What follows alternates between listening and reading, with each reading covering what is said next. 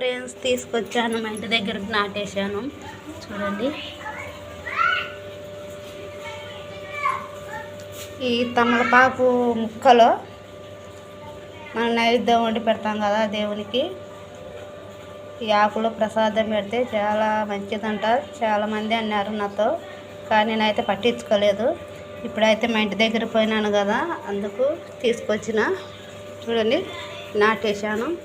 కానీ నేను స్నానం కూడా చేయకుండా నాటేశాను, ఎందుకంటే మనం నీతిగా ఉన్నాం కదా, స్నానం చేయ అవసరం లేదు.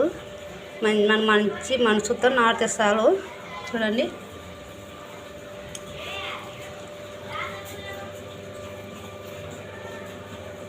ఇప్పుడైతే ఇక్కడ వరకు ఉంది.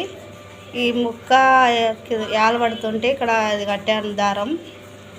చూద్దాం ఎంతవరకు పెరుగుతుందో. మళ్ళీ పెరిగినప్పుడు మళ్ళీ మీకు వీడియో పెడతాను, ఓకేనా. తమలపాకు చెట్లు అంటే ఎంతమందికి ఇష్టమో కామెంట్ చేయండి, ఓకేనా. బాయ్.